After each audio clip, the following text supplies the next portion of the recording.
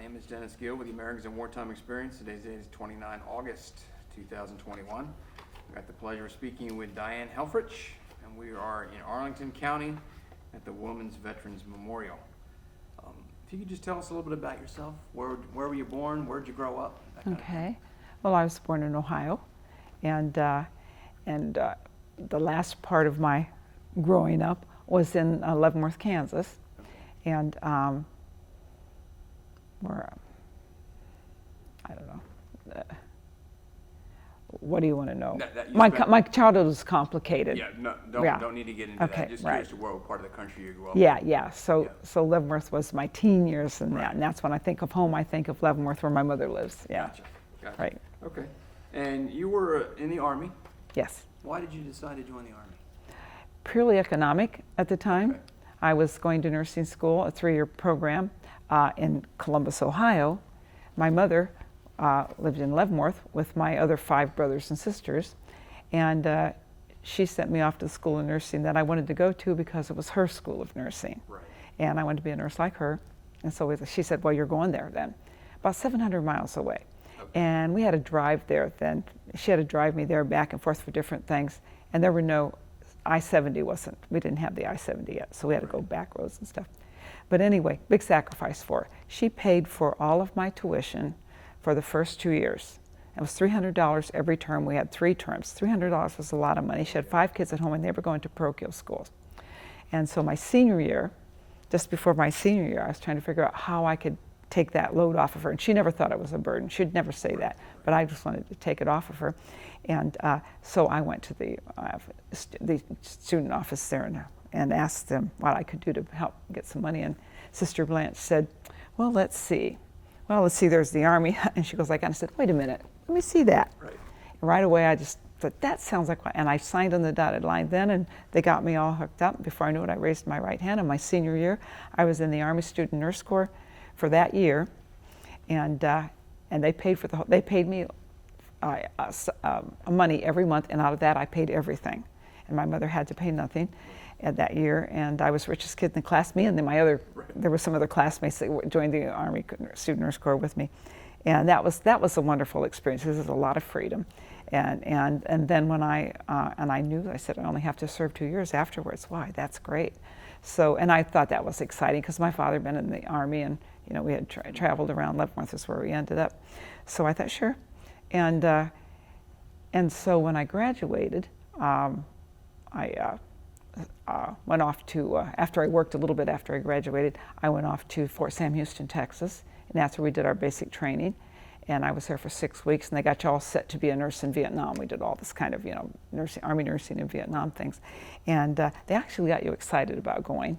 And my first assignment was at Fort Campbell, Kentucky, and that was kind of the place where you sent the nurses before they went to Vietnam, and that's where they came back to, because we only were in for 2 years, and then they finished up their term there.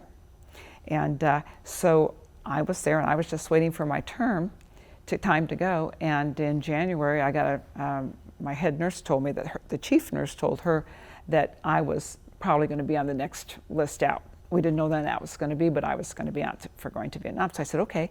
And she also said, anybody that's engaged is going to get married, is planning on getting married this year, they might want to rethink their plans.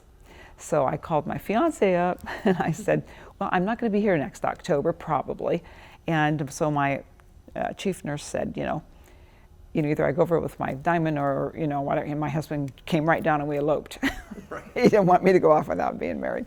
So we did that, and we did that, and I waited, and my plans never came through. My orders never came through, and I didn't know what was going on. So I went down to the chief nurse, and I said, this is June, and I haven't gotten my orders. And I said, my husband had graduated from college by then, and he was still in his 5th year of his college at Ohio State for his engineering degree. And he had gotten a job in Annapolis. And I said, would you mind if I get transferred to Fort Meade? But that would be close to where he was. Right. And within a month, she had my orders through to get transferred to Fort Meade. So, and then I had just a little over a year left to go. And so they sent me to Fort Meade, Maryland. And so we got to live together and everything. So for the last year that I was in, from that point, I was there. So I never got to go to Vietnam. I had roommates that did and friends did it and stuff like that. But and I thought, at the time I thought, I kind of wanted to go because they had trained us, but I thought maybe God just doesn't think I could handle it, right. Or something, or maybe He thinks it'd go to my head or whatever. So I just thought, okay, it was not meant for me to go. But then during that time, I got pregnant with my first child, my son. And if I'd have gone to Vietnam, he never would have been born. So I'm thinking, okay, he had to be. And then that made Chris coming along. None of that would have been in that order, probably. And this is the way it was meant to be, and I'm glad it was that way. But I was very happy to serve. I think looking back on it, next to my choice of marrying my husband was going into the military, going into the Army, because that has had on the road of my life has come back and given me so much more than I ever gave. So I always think, you were a veteran, yeah, but I got so much more than what I gave my country in that almost 2 years. I was probably about 7 weeks shy of my 2 years when I was pregnant with my son and got out a little early. But that has just had a big impact on my life, and so anyway, it was a positive thing for me.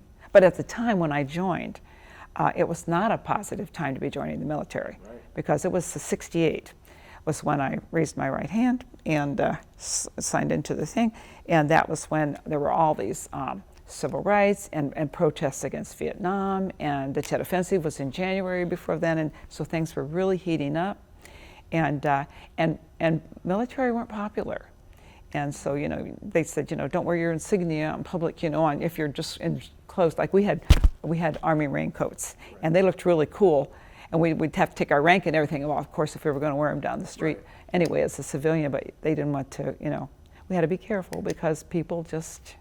The general public, some of them weren't very, they didn't think it was really a very good thing to do, and so they kind of took it out on the veterans at that time, or the people that were going in. So I never thought I thought, well, I'll go in and then I'll come out and then I'll go on and never think about it again. But doing what I was doing what I thought was right, but I didn't think it was anything special, at the time. But later on, I thought, wow, I realized where we were in history for that time. When you decided to join the Army, did any of that factor in the negativity of the public's opinion of the military wasn't good, the war wasn't going well, and there was a lot of anti-war stuff going on? I had to convince myself, because I really don't like war, I had to convince myself, and this is the way I did it. I said, people may not be happy with the war, but our service people deserve good nursing care, right. And I'm going to do that. And that was my impetus for that, for all the negativity. The other impetus was it was putting me through my senior year so right. I could do that. Yeah, so that's how I did that. Yeah, it did. You're right, that was a good question. Mm-hmm. What were your duties when you were stateside? At Fort Campbell, Kentucky, I worked on, I was a general duty nurse, so I worked in pediatrics, and then I would go over to some of the other units and different things that they just put me around wherever they needed me. And they had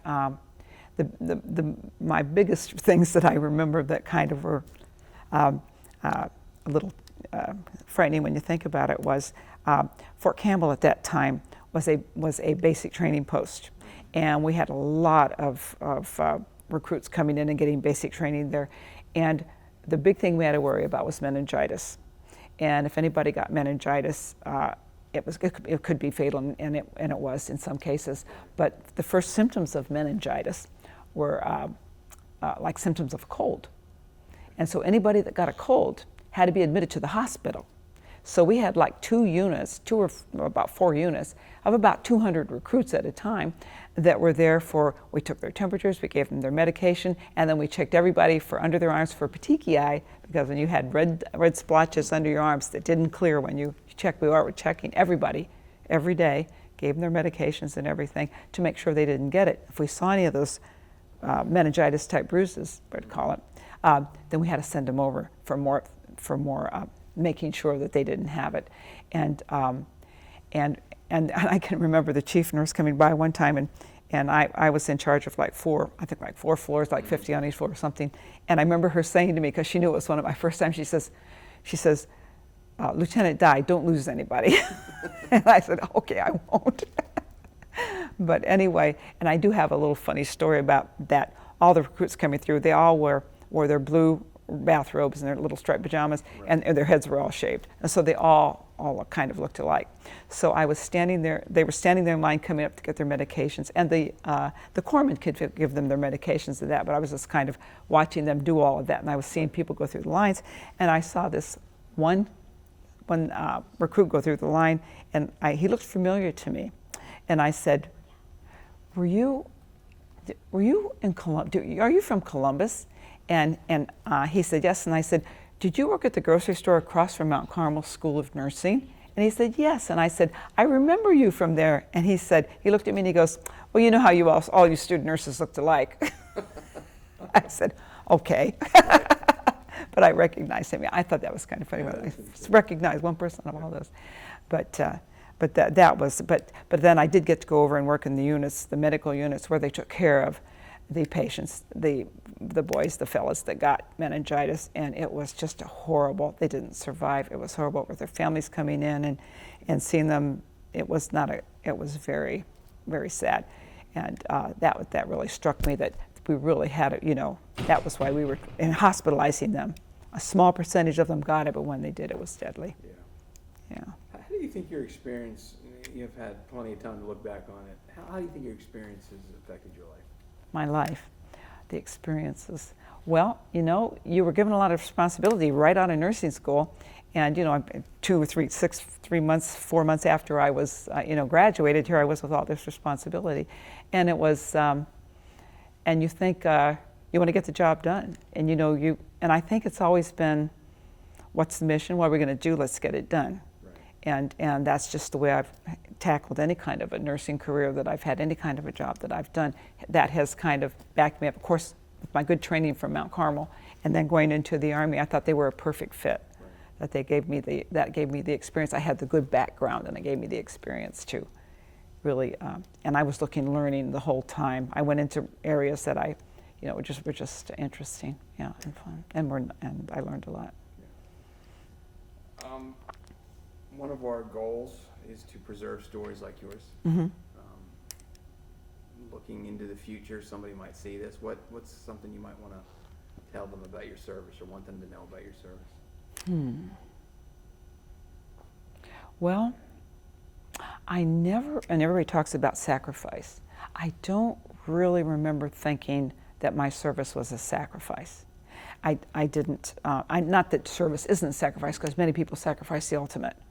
But at the time, I wasn't thinking that way, that it was a sacrifice. I just thought of it as it was kind of exciting, being young and going in and doing something like that. And especially when I got the uniform on and everything, and going through basic and doing all that, I was very proud to have the uniform. Even though it wasn't the big thing for that time, I was proud of it.